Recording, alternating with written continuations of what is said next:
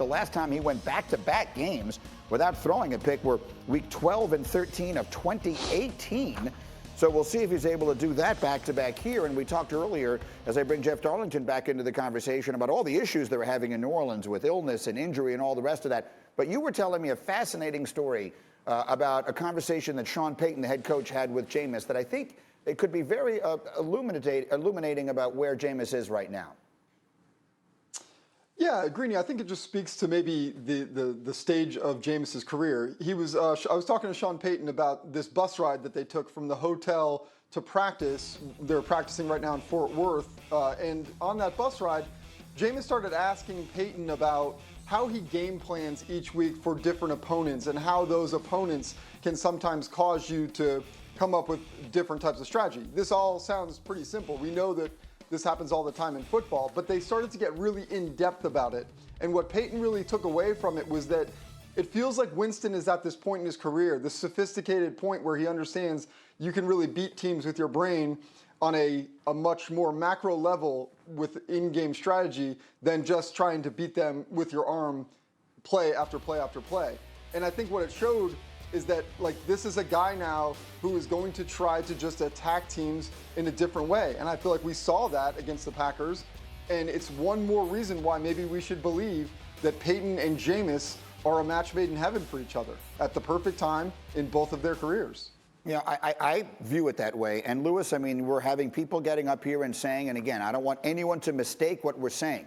Drew Brees is one of the greatest quarterbacks that ever lived. Very few people ever can be compared to him. But the Brees that we saw at the very end of his career when he had lost some of the arm strength, I'm having people tell me, Lewis, that maybe this offense will be better now with Jameis at quarterback. What do you think?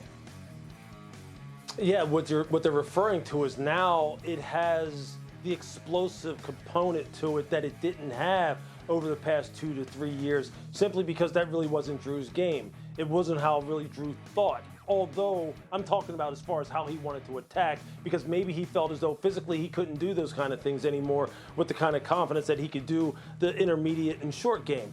And look, Sean has a absolute just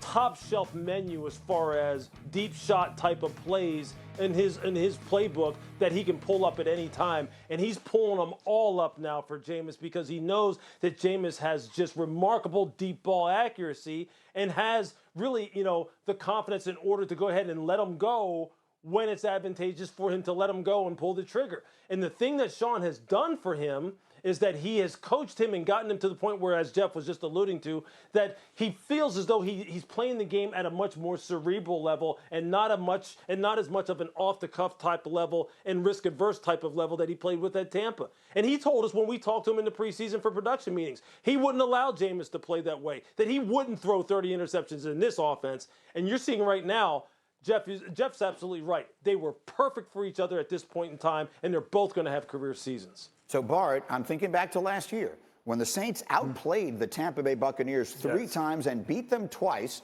obviously losing in the playoff game. Should the Buccaneers be keeping a close eye on what's happening in New Orleans right now? Greeny, they should be very, very afraid, right? Because what's happening is what Jameis is doing when body and mind meets, that's where the apex of where athletes play at elite levels.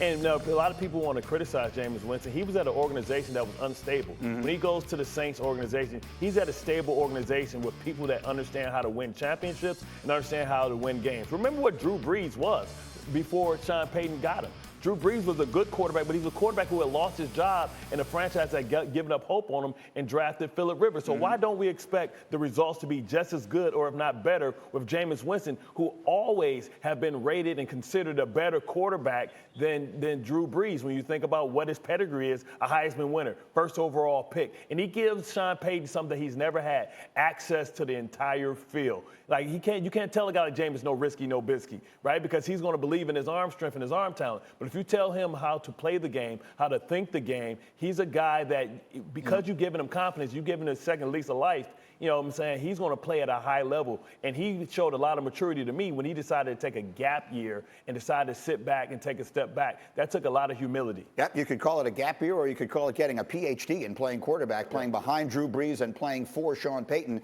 And now we'll see what he's able to do.